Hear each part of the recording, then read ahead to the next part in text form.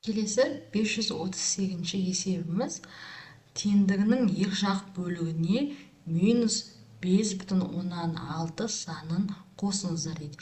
Яғни теңдік берілген, екі жақ бөлігіне де минус 5,6 санын қостық. Сонда көбейтіндісі бізде минус 14,4 кетеді. Оны 2 минуспен плюс қатар келгенде минус жеңкідеп, минус 5,6 болады. Дәл солай минус 14,4-тен азайтамыз 5,6. Нәтижесі минус 20-ға тең екен. Келесі екінші тура осы теңдікке 4,5-тен 2 санын қосу керек. Минус 14,4-ке 4,5-тен 2 ондық бөлшекке айналдыратын болсақ, 4,4-ке тең қосатын болсақ, минус 10-ға тең болады екен. Келесі екіншісіне қарайық. Теңдіктің екі жақ бөлігінде минус 4-ке көбейтіңдер дейді. 2,4 азайтылған 12,9, нәтижесі минус 10,5-ке тең. Оны минус 4-ке көбейтетін болсақ, 42-ке тең болды. Дәл солай 63-ті минус 6-ға бөлетін болсақ, минус 10,5-ке тең. Оны минус 4-ке көбейтетін болсақ, 42-ке тең болды. Келесі дәл осы өрнекке екі жақ бөлігінде 2-ке көбейт деген. Азайтқанда нәтижеміз минус 10,5 болды. Оны 2-ке көбейтсек, минус 21-ге тең болады. Келесі жағымыз да дәл солай минус 10,5, оны 2-ке көбейтсек, минус 21-ге тең болды. Келесі есебін шығарайық. Бұл бізде 839 есеп. Яғни теңдеуді шешіңіздер дейді. Әріпті өрнекті бір жаққа, санды өрнекті бір жаққа жинақтадық. Теңдіктің оң жақ бетіне өтетін болса, міндетті түрде таңбасы ауысады. Сонда x-іміз минус x болып өтті де 2x-ге тең болды. Қосындысы 18-ге тең болды, нәтиже 9-ға тең болды.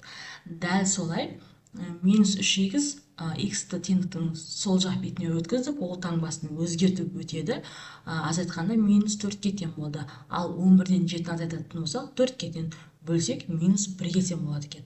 Келесі үшіншісі бізде жақшаны ашу керек. Сонда 2-ні x-ке көбейтсек 2x, қосылған 2-ні 3-ке көбейтсек 6-ға тең болды. Енді әріпті өрнекті бір жаққа, санды өрнекті бір жаққа жинақтадық. Сонда 2x-ден x алатын болсақ, x қалады, 13-тен 6-ны азайтсақ 7-ге тең болды. Келесі төртіншісін шығарайық. Дәл солай жақшаны ашып аламыз. 4-ті 5-ке көбейтсек 20-ға тең, азайтылған 4x, азайтылған 3x, азайтылған 1. Әріпті өрнекті бір жаққа жинақтадық. Оның қосындысы, яғни азайтуы қосылып кетеді, сонда минус 7-ге тең болды. Минус 21 болды, оны 7-ге бөлсек 3-ке тең екен. Дәл солай бесіншісі жақшаны ашып шығарамыз. 3x минус 6 қосылған x қосылған 4. Әріпті өрнекті бір жаққа жинақтадық, санды өрнекті бір жаққа жинақтадық. Теңдіктің оң жақ бетіне өтетін болса, міндетті түрде таңбасы өзгеріп өтеді. Минус еді, плюс болды. Сонда орындайық. 3x-тен x азайтсақ 2x, 4-ке алатын болса 10-ға тең болады, 10-ды 2-ке бөлсек 5-ке тең болады. Келесі, сонда x-тің жауабы 5-ке тең болады. Келесі, алтыншысы, жақшаны ашып алдық. 5x минус 5, 4x қосылған 3. Азайтатын болса, x-ке тең болады, қосындысы 8-ге тең болады. Сонда x-тің нәтижесі 8-ге тең екен. Келесі, 840 есебіміз, автомобиль А елді мекенінен шығып, 50 км жылдамдықпен жүрсе, В елді мекеніне межелеген уақытта жетеді дейді. Жылдамдық, яғни 50 км сағат. Егер автомобильдің жылдамдығы 10 км сағатқа арттыратын болса, В елді мекен уақытта 1 сағат бұрын жетеді дейді. В елді мекендердің арақашықтығы неше километр дейді. Бастапқыда біз уақытты тауып алайық. Арақашықтық ол бізде жылдамдықпен уақыттың көбейтіндісі. Бастапқыда осы арақашықтықта жүретін еді, қандай да бір уақытта. Келесі ол жылдамдығын арттырды, яғни 50-ге 10-ды қосты, ол келесіде 60 км жылдамдық болды. Бірақ уақыттан 1 сағат бұрын ерте келді, яғни бастапқы уақыттан 1-ді азайтып тастаймыз. Сөйтіп жақшаны ашамыз. Сонда 60 көбейтілгенді азайтылған 60 болады. Әріпті өрнекті бір жаққа жинақталады, сонда уақытымыз 6-ға тең болды. Бастапқы жылдамдығымыз 50 км сағат болған, оны 6-ға көбейткенде 300 км болды. Сонда елді мекендердің арақашықтығы 300 км екен. Келесі теңдеулердің түбілерін табыңдар дейді.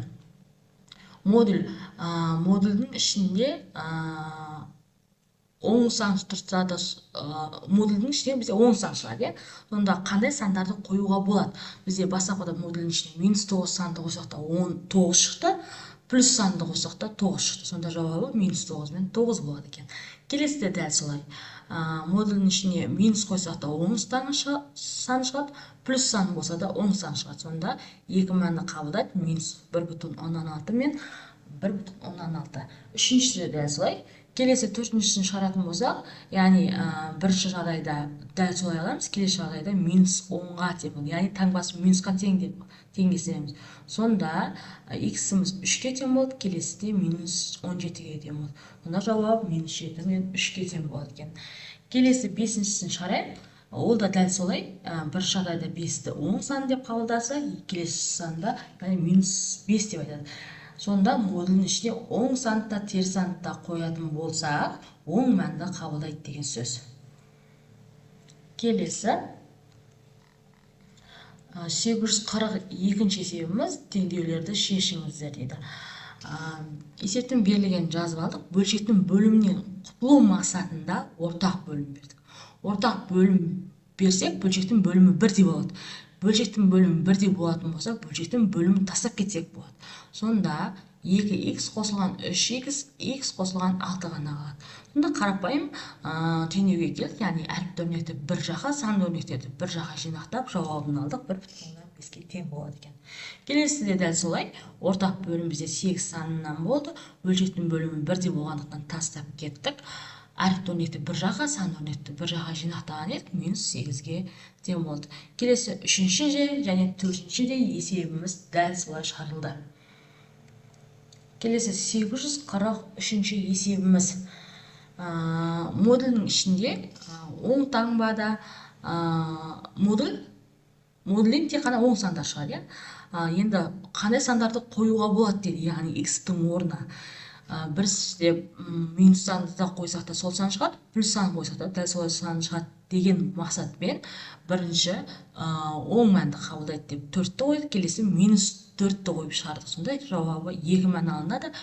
-2,5, келесі 5,5. Дәл солай қалған есептерде шығарылды.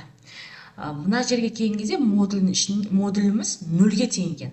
Егер модуль 0-ге тең болатын болса, тек қана сол мәнге, яғни модуль жоқ деп қарастырамыз да, бірақ мәнді қабылдайды деп шығарамыз.